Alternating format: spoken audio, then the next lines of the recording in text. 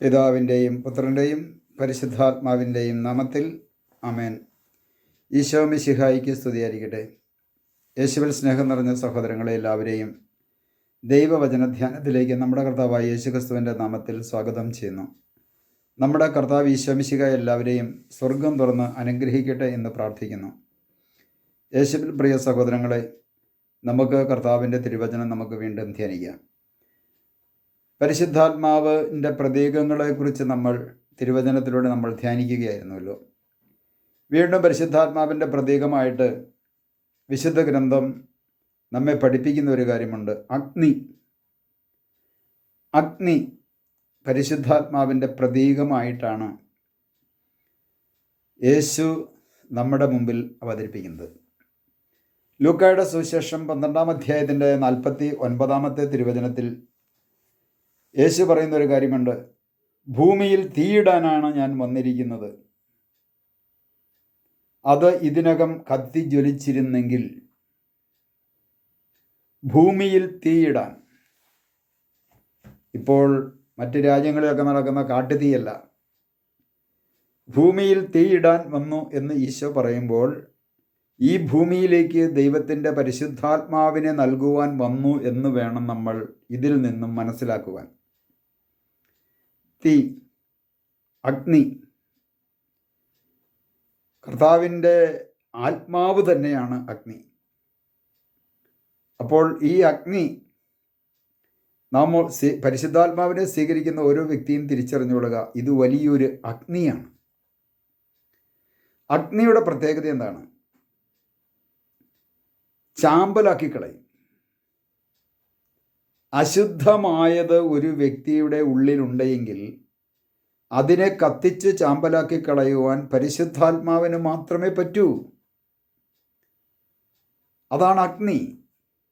അഗ്നിയിലൂടെ എല്ലാം ശുദ്ധീകരിക്കപ്പെടും. സ്വർണം അഗ്നിയിൽ വെച്ച് ഉരുക്കുമ്പോൾ സ്വർണത്തിൻ്റെ കൂടെ മറ്റ് ലോഹങ്ങളുണ്ടെങ്കിൽ അവയെല്ലാം കത്തിപ്പോകും. സ്വർണം വേർതിരിച്ചെടുക്കുന്നു. അത് അഗ്നിയിലാണ്. കർത്താവ് യെശയ്യാ പ്രവാചകനോട് അഗ്നിയിലൂടെ നടന്നാലും നിനക്ക് പൊള്ളലേൽക്കുകയില്ല എന്ന് പറഞ്ഞു കഴിഞ്ഞാൽ പരിശുദ്ധാത്മാവാകുന്ന അഗ്നിയിലൂടെ നടന്നാൽ പൊള്ളലേൽക്കില്ല എന്നതിൻ്റെ അർത്ഥം. അല്ലാതെ കുറേ ആഴി കൂട്ടിക്കഴിഞ്ഞ് ചാഴിയുടെ മുകളിൽ കൂടെ നടന്നു കഴിഞ്ഞാൽ നിനക്ക് പൊള്ളലേൽക്കുകയില്ല എന്നല്ല. അഗ്നിയിലൂടെ നടന്നാൽ എന്ന് പറഞ്ഞാൽ ഈ കർത്താവിൻ്റെ ആത്മാവിലൂടെ നടന്നാൽ, ആത്മാവാകുന്ന അഗ്നിയിലൂടെ നടന്നാൽ ഒരു മനുഷ്യനും പൊള്ളലേക്കത്തില്ല. പരിശുദ്ധാത്മാവാകുന്ന അഗ്നി, ഈ പരിശുദ്ധാത്മാവാകുന്ന അഗ്നിയാൽ ഓരോ മക്കളും സ്നാനം ചെയ്യപ്പെടേണ്ടിയിരിക്കുന്നു. പരിശുദ്ധാത്മാവാകുന്ന അഗ്നി നമുക്ക് വിശുദ്ധ ബൈബിൾ പഠിച്ചു കഴിഞ്ഞാൽ നമുക്ക് കാണുവാൻ സാധിക്കും. പരിശുദ്ധാത്മാവാകുന്ന അഗ്നിയിൽ സ്നാനപ്പെടുന്ന കാര്യങ്ങളെക്കുറിച്ച് പറയുന്നുണ്ട്. ലൂക്കായുടെ സുവിശേഷം 3-ാം അധ്യായം വായിക്കുമ്പോൾ നമുക്ക് ഈ മേഖല കാണുവാൻ സാധിക്കും.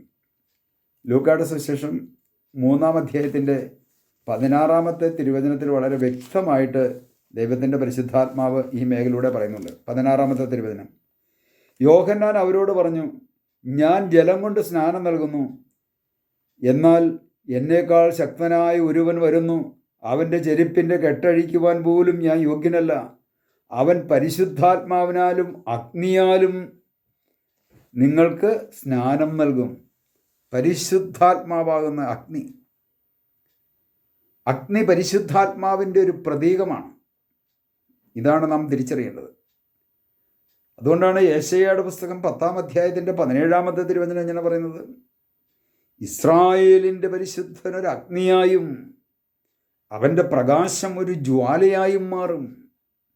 അത് ഒറ്റ ദിവസം കൊണ്ട് കത്തിജ്വലിച്ച് നിങ്ങളിലുള്ള മുള്ളുകളും മുൾച്ചെടികളും അവിടുന്ന് ദഹിപ്പിച്ച് കളയും.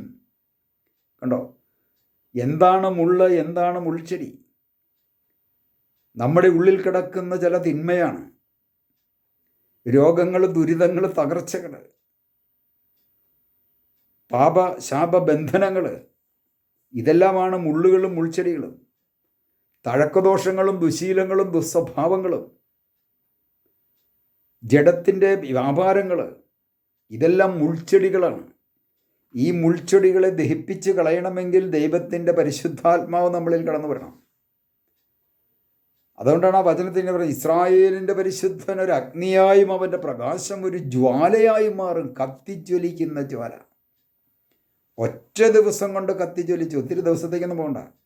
നിങ്ങളിലുള്ള എന്ന് പറഞ്ഞാൽ നമ്മളിൽ ഓരോരുത്തരുമുള്ള മുള്ളുകളും മുൾച്ചെടികളും. ഇന്ന് നമ്മൾ പുറത്തേക്ക് ഇറങ്ങുമ്പോൾ മറ്റുള്ളവരെ വേദനിപ്പിക്കുന്നുണ്ടെങ്കിൽ നമ്മളിൽ കുറേ മുള്ളുകളുണ്ട്, കുത്തി നോവിക്കുന്ന കുറേ മുള്ളുകളുണ്ട്. ചിലരുടെ നാവിൽ നിന്ന് വീഴുന്നത് മുള്ളിനേക്കായാലും വസ്ത്രത്തെക്കായാലും മൂർച്ചയേറിയ വാക്കുകളാണ് വീഴുന്നത്. ഇതെല്ലാം ചില മുള്ളുകളാണ്. അപ്പം ഞാൻ മറ്റുള്ളവരെ ഈ പറയപ്പെട്ട അസ്ത്രം മുള്ളുകൊണ്ട് കുത്തി നോവിപ്പിക്കുന്നുണ്ടെങ്കിൽ എന്നിൽ കുറേ മുള്ളുകളുണ്ട്. ആ എന്നിൽ കുറേ ദുശീലങ്ങളുണ്ട്, എനിക്ക് കുറേ ദുസ്വഭാവങ്ങളുണ്ട്, എനിക്ക് കുറേ ജഡത്തിൻ്റെ ആസക്തികളുണ്ട്. ഇതെല്ലാം എന്നിൽ നിന്നും തുടച്ചു മാറ്റപ്പെടണമെങ്കിൽ, കത്തിജ്വലിച്ച് എന്നിലുള്ള ആ അശുദ്ധിയെല്ലാം ഒന്ന് മാറ്റപ്പെട്ട് ഞാൻ വിശുദ്ധീകരിക്കപ്പെടണമെങ്കിൽ പരിശുദ്ധാത്മാവിൻ്റെ അഗ്നി എന്നിലേക്ക് ഇറങ്ങി വരണം. അപ്പോൾ നമ്മുടെ ദാഹം എന്തിനു വേണ്ടിയിട്ടായിരിക്കണം?